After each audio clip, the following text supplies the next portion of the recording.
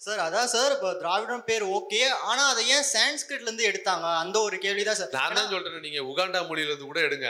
எனக்கு பார்ப்பனர் அல்லாதார்னு சொல்றதுக்கு ஒரு பேர் வேணும். அந்த பேரு வரலாற்று ரீதியா ஒண்ணு இருக்கு. நான் புதுசா கொண்டு போய் வைக்கிறதுக்கு பதிலா 2000 வருஷமா என்னை குறிப்பிட்ட சமஸ்கிருதம் மட்டும் இல்ல, இன்னொன்னு திராவிடம் சமஸ்கிருதங்கிறதுக்கு எங்க ஆதாரம்? அதுக்கு எது ரூட் வேர்டு?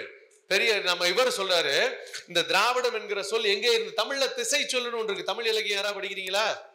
படிச்சிருக்கீங்களா? தமிழ்ல திசை சொல்லுன்னு ஒன்று. நம்ம ஒரு சொல்ல இப்படி சொன்னோம்னா எப்படி தமிழ் என்று நாம் சொல்லுவது படிப்படியா திரள முடியுமோ, அது மாதிரி இந்த தமிழ் என்கிற சொல்லுக்கு மூலம் என்ன என்பதை குறித்து ஏராளமான ஆய்வுகள் இருக்கு. சுருக்கமா சொல்லிடுறேன். இந்த பேர் எப்படி வந்துச்சுன்னா, ஒருத்தர் சொல்றாரு, திரை மீளர் என்கிற பெயர் மெல்ல மெல்ல திரமிழ என்று அறிவிக்கப்பட்டது, அதுவே தமிழ் என்று ஆனது. இந்த திரை மீளர்னா என்னன்னா, கடலுக்கு சென்று மீண்டு வரக்கூடியவர்கள். கடல்னா திரைக்கடல் ஓடியும் திரவியும் தேடின்னு கேள்விப்பட்டோம் இல்லையா? திரைக்கடல்னா கடல்னு அர்த்தம், அதான் பொருள். திரை மீளர்னா கடலுக்கு போய் மீண்டு வந்தவங்க அப்படின்னு பொருள். அதனால திரைமீளர் தான் திரைமீளர், திரமிழ, அதுக்கப்புறம் தமிழாச்சு என்று ஒரு கான்செப்ட் இருக்கு. இன்னொரு பக்கம் தமிழ் என்பதுதான் திரமிழ என்றும் திராவிட என்றும் போனது என்று ஒரு கருத்து இருக்கு. இன்னொன்னு சொல்றேன், பெரியார் சொல்றாரு, நம்மால சாதாரணமா எப்படி சொல்லுவான், விழா அப்படின்னா வெறுமன விழான்னு சொல்லுவோமா? என்ன சொல்லுவான்? திருவிழா. கோயில்னா திருக்கோயில். தமிழர் திருநாள். எல்லாத்தையும் உயர்த்துவதற்காக திரு என்கிற அடைமொழி பழகுவது தமிழர்களுடைய பழக்கம்.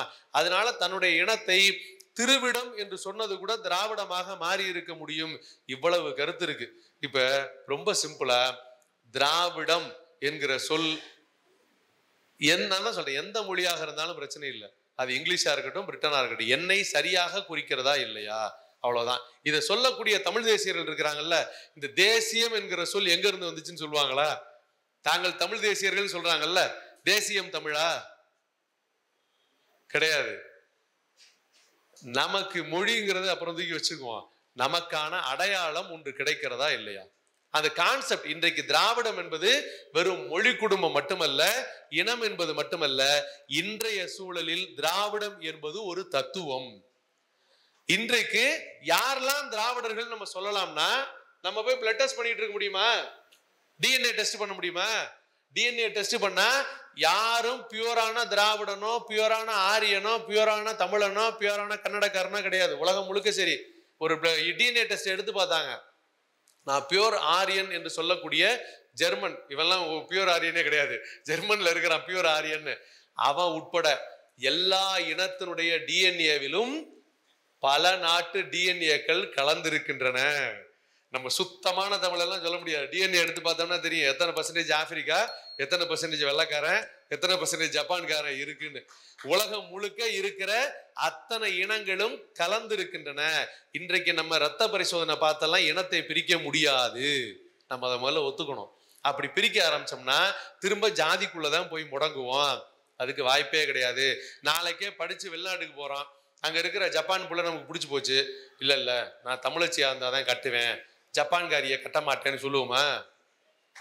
நம்ம புள்ள படிச்சு அமெரிக்கா போகுது, அங்க இருக்கிற ஒரு ஆப்ரோ அமெரிக்கன் இருக்கிறாரு, அவரை கல்யாணம் பண்ணிக்கிறாங்க, பிறக்கிற புள்ள எந்த ஜாதிக்காரன்னு கேட்பானா? எவனாவது ஆப்பிரிக்காக்காரனுக்கு ஜாதி உண்டா? அப்ப இப்போதைக்கு இந்த இனத்தை நாம் பார்த்ததெல்லாம் ஒரு காலகட்டம். எப்பன்னா நாம் குறுகிய வட்டங்களுக்குள் இருந்த போது. பெரிய கான்செப்ட் தான், சுருக்கமா சொல்லிடுறேன். ஒரு காலத்துல இவ்வளவு பெரிய போக்குவரத்து வசதி உண்டா? கிடையாது. எப்படி இருப்பாங்க? மதுரையில இருந்து சென்னைக்கு போகணும்னா எத்தனை வாரம் ஆகும்?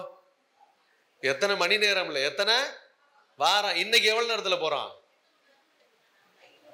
8 மணி நேரமா? பிளைட்ல போனா 1 மணி நேரம். அன்னைக்கு ஏன் தனித்தனியா மனுஷன் குழு குழுவா வாழ்ந்தான்? ஏன் ஜாதியா இருந்துச்சு? ஒவ்வொருத்தருக்கும் தனித்தனியா ஏன் மொழியா இருந்துச்சுன்னா, ஏன் தனித்தனி பண்பாடு இருந்துச்சு? ஏன் தனித்தனி பழக்க வழக்கம்? மதுரைக்காரனுக்குன்னு ஒரு மொழி, கோயம்புத்தூர்காரனுக்குன்னு ஒரு மொழி, சென்னைக்குன்னு ஒரு மொழின்னு இருந்துச்சுன்னா நம்ம கான்டாக்ட் பண்றதுக்கான வாய்ப்பு கிடையாது. இப்ப யோசிச்சு பாருங்க, வடிவேலு பேசுற மொழிய சென்னையில இருக்கிறவன் பேசுறானா இல்லையா? இங்க இருந்து ஊருக்கு போனதுக்கு பிறகு சென்னையில இருக்க எவனுக்காவது அவனுடைய சொந்த ஊர் மொழி வருமா? வராது. ஏன்னா எல்லாரோடையும் கலந்து பழகிட்டோம். இப்படிதான் இன்னைக்கு உலகம், இனிமே உலகம் அப்படித்தான் இருக்கும்.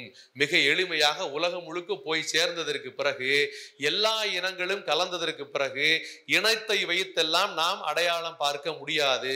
அப்ப இன்றைக்கு சூழலில் திராவிடம் என்பது ஏன் திராவிடம் எதிர்க்கப்படுகிறது என்றால், நம்ம எல்லாம் ஒன்னா இருக்கிறோம், தமிழ், தெலுங்கு, மலையாளம், கன்னடம்லாம் இருக்குங்கிறதுக்காக அல்ல. திராவிடம் என்பது சமத்துவம், திராவிடம் என்பது சமூக நீதி, திராவிடம் என்பது பெண்ணுரிமை. இந்த கருத்து பிடிக்காதவன் தான் இன்னைக்கு திராவிடத்தை எதிர்க்கிறானே ஒழிய, திராவிடம் என்கிற பெயரை பிடிக்காமல் அல்ல, சமஸ்கிருதத்தில் இருக்குங்கிறதுக்காக அல்ல.